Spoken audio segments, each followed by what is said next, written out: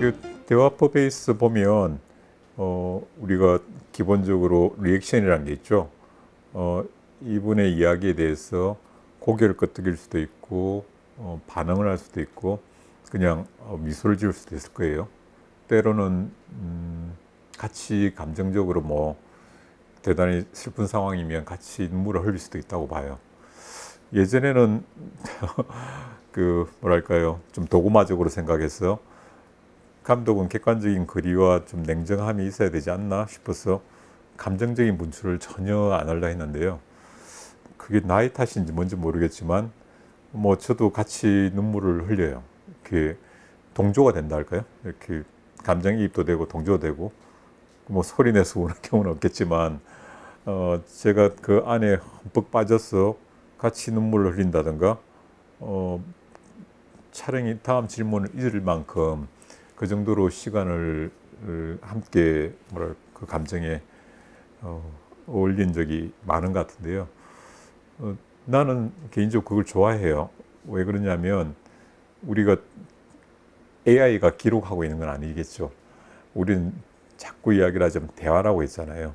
그 대화 안에서 내 마음을 움직였다면 움직인 게 표현된다고 해서 그게 객관성을 잃는 건 아니라고 봐요.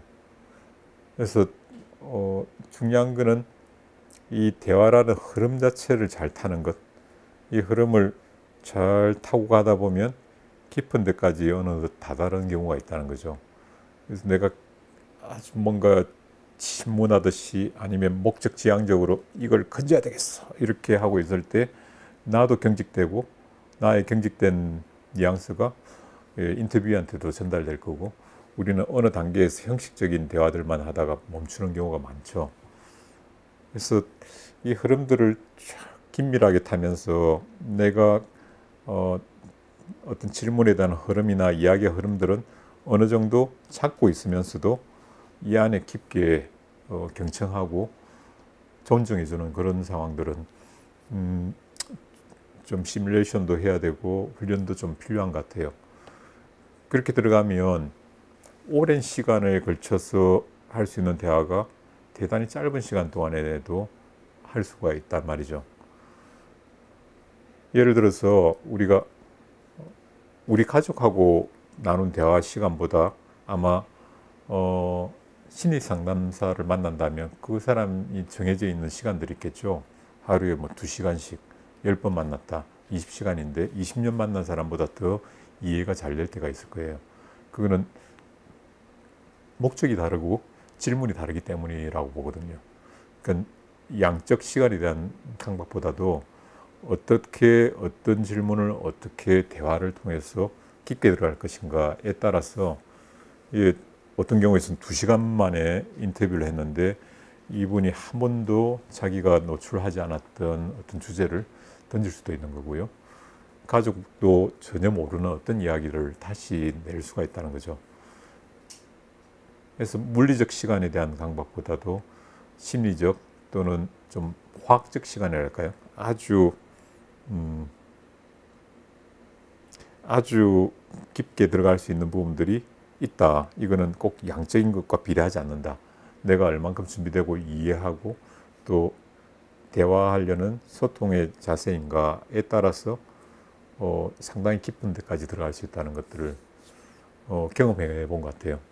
그 인터뷰를 할 때 어떤 분은 눈을 마주치면서 이야기하는 게 되게 잘 되고요. 어떤 분은 눈을 마주치면 자꾸 눈을 돌려요, 이렇게. 그래서 이분하고 눈을 마주치는 것 자체가 부담스러워서 인터뷰하고 그래서 초반에 이야기를 해보면서 그걸 빨리 파악을 하고 이분이 눈을 마주치는 게 편한지 아니면 약간 내려주는 게, 근데 눈을 응시하고 있으면 눈이 마주쳐서 좋긴 하지만 피한다면 1단계로는 뭐 코 같은데 인중이랄까요? 이 정도를 바라봐서 눈빛 정도는 낮춰주는 수도 있고요. 아예 그냥 고개를 숙일 수도 있는데 나 같은 경우에는 턱하고 코 정도를 보는 것 같아요, 보통. 그래서 직접 당신을 노려보지 않는다는 느낌 정도인데 대화가 지금 되고 있고 지금 당신이 이야기하는 것을 충분히 듣고 있다는 경청하는 느낌을 계속 주는 것 같아요. 다시 예를 들어봐서 심리 상담사가 이렇게 인터뷰를 하는데 막 정리하고 있다고 한다면 이분이 나를 좀 대상화된 느낌처럼 보지 않을까요? 자, 불러보세요. 타이핑하고 있다. 이러면 그보다는 이야기를 다 듣고 필요한 부분을 정리를 할 수는 있겠죠. 그래서 이처럼 인터뷰 자체에서는 시선도 중요하고 느낌도 중요한 것 같아요. 그래서 그 시선 처리 같은 경우에서는 초반에 10분 정도 일반적인 전혀 쓰지 않을 만한 내용들을 주고받으면서 어떤 게 편한지를 빨리 포착을 한 뒤에 그게 맞게끔 인터뷰의 자세를 취해 주는 게 좋은 것 같아요.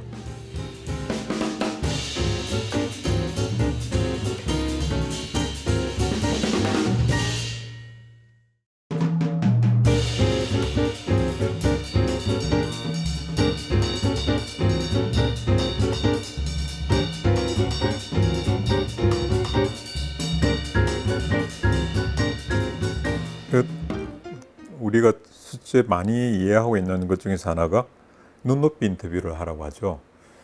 그 눈높이 인터뷰가 그분 대상의 지위나 생활이나 이런 거에 맞는 질문들이 했을 때 또 그만한 답이 나오는데, 그러니까 우리가 뭐 시장에 가서 시장에 계신 상인들한테 요즘 경제 활동에 대해서 어떻게 생각하세요? 이런 질문을 하면 대단히 낯설게 보일 거예요.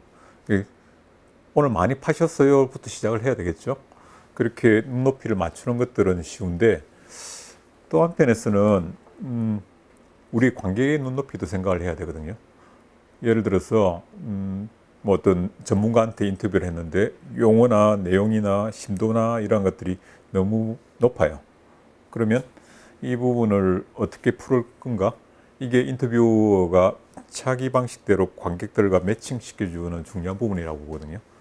그래서 이 용어들을 그렇군요. 그렇다면 요즘 그 전체적으로 그 경제 지수가 좀 낮아지는 게 좀 경제가 안 좋아진다는 말이네요. 이렇게 풀어줌으로써 유도를 한다 할까요? 용어나 표현 방식들을 그런 특정해서 누구를 이야기해서 그러는데, 예컨대 뭐 김어준 씨 같은 경우에서 이런 인터뷰 같은 걸 보면 전문가들을 많이 부르다가 자기식대로 확 해석을 하면서 이런 식으로 이야기를 좀 해주세요라는 표현을 말을 안 하고도 잘 넘어간다 할까요? 이런 말이군요 하면서 정리를 한번 해주면 다음부터는 인터뷰에도 그에 맞게끔 수준을 좀 낮춰서 답을 해주려는 거죠.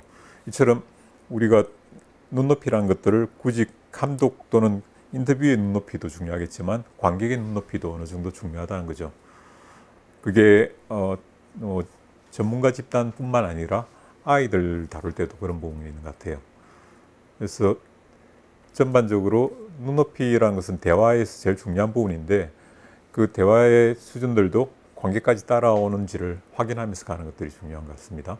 누군가 그런 질문을 한 적이 있었는데 술 마시면서 하는 인터뷰는 어때요? 라고 이야기를 들었는데요.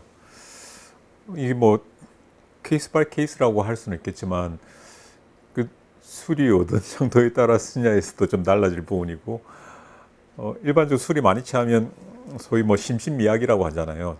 한마디로 정상이 아니란 거죠. 정상이 아닌 상태에서 나왔던 좀 분출하던 나온 내용이 과연 진실인가? 뭐 진실일 때도 있고 아닐 때도 있겠죠. 근데 가능하면 술 마신 상태를 유도해서 간다는 부분들은 좀 다큐멘터리적이지 않은 부분들이 있는 것 같아요. 다만 내가 뭐 셀프 다큐를 찍는데 가족을 찍는다. 근데 아빠가 빈번하게 술을 드신다. 술 마실 때 오늘 기분, 내일 술 깼을 때 기분 충분히 가능하겠죠. 근데 우리가 좀 극약처방처럼 이야기 잘 안 풀린다고 술 한잔 하자 해놓고 몰카 대신 카메라 막 찍었다. 그게 본인의 진실인지는 일단 인터뷰한테 다시 한번 알아봐야 되겠죠. 어제 하신 말씀이 이랬는데요. 이게 제가 써도 될까요? 라고 최소한 그 정도는 필요한 것 같아요. 예전에는 그런 상태를 자연스럽게 끌어내고, 우리 일상에서도 술이란 게 뭐 일반적으로 그냥 쓰이잖아요. 그죠?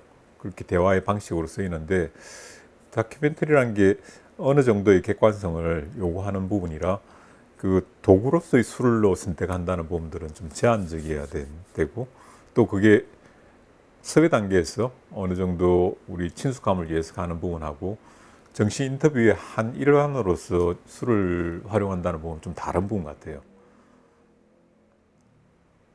그때 분출되어 있는 감정들이 과연 진실된 감정인지는 본인도 모르고 우리도 모를 수가 있는데 그게 효과적이라 쓴다는 것들은 조금 위험한 생각 아닐까 싶어요.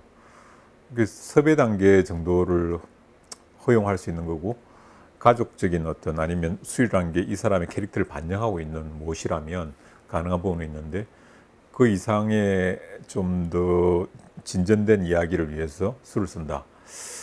좀 문제가 있지 않나 싶습니다.